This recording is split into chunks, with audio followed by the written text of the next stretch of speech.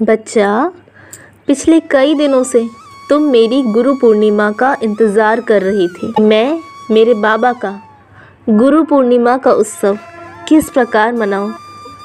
तुम ये सोच रही थी कि पिछले कुछ सालों से मैं मेरे साईं बाबा को अपना पिता, अपनी माता, अपना सखा, बंधु, अपना सब कुछ, अपना संसार मानती हूँ। परंतु मैंने मेरे साईं बाबा को अभी तक अपना गुरु नहीं बनाया। तो इस वर्ष मैं मेरे साईं बाबा को गुरु पूर्णिमा में गुरु ज़रूर बनाऊंगी। बच्चा, जब तुम ये सोच रही थी, तुम्हारे सारे विचारों को मैं जान रहा था। और जब गुरु पूर्णिमा का अवसर आया तो उसके कुछ दिनों पूर्व ही तुम्हारे रिश्तेदारों में या तुम्हारे घर में कुछ दुख हो गया, जिसके कारणवश तुम गुरु पूर्णिमा का उत्सव नहीं मना पाई। बच्चा, मैं जानता हूँ तुम बहुत निराश हो गई कि तुम तुम्हारे बाबा की गुरु पूर्णिमा का पूजा नहीं कर पाई।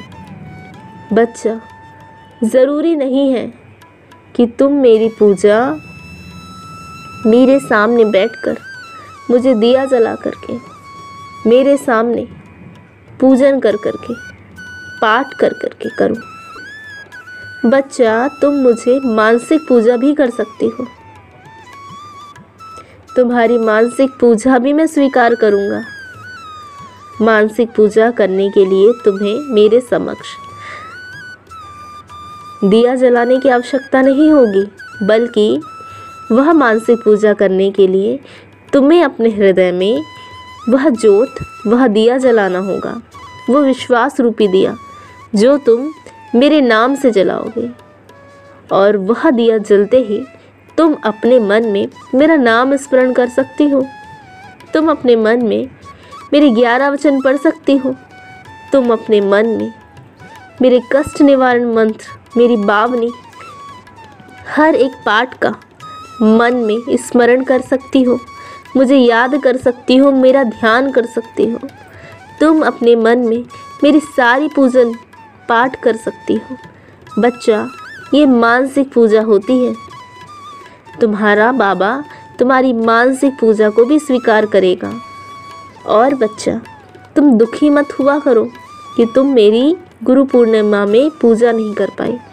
बच्चा, मैं जानता हूँ कि तुम मुझे अपना गुरु बनाना चाहती हो।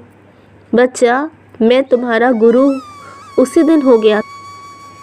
बच्चा, उसी दिन ये तुम्हारे भाव मैंने स्वीकार कर लिया था और उसी दिन से तुम्हारा बाबा तुम्हारे गुरु के रूप में भी कार्य कर रहा है। हाँ बच्चा, तुम्हारा बाबा तुम्हें मार्गदर्शित कर रहा है एक गुरु के रूप में। तुम्हारा बाबा तुम्हारी गलतियों को सुधार रहा है एक गुरु के रूप में। तुम्हारा बाबा तुम्हें जीवन में सफल बना रहा है तुम्हारे गुरु के रूप में। तुम्हारा बाबा तुम्हारे जीवन के बंद रास्तों को खोल रहा है एक गुरु के रूप में। तुम्हारा बाबा अब गुरु के रूप में भी कार्यरत है। तुम्हारा बाबा तुम्हारा माता, पिता, भाई, बंधु, सखा तो है ही, लेकिन अब तुम्हारा बाबा एक और संबंध तुमसे साझा करता है, वो है गुरु का संबंध। बच्चा, मैं तुम्हारा गुरु बन चुका हूँ।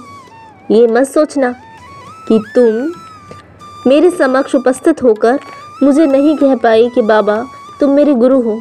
बच्चा, जिस समय तुमने कहा था उस समय से ही मैंने ये स्वीकार कर लिया था कि मैं तुम्हारा गुरु हूँ।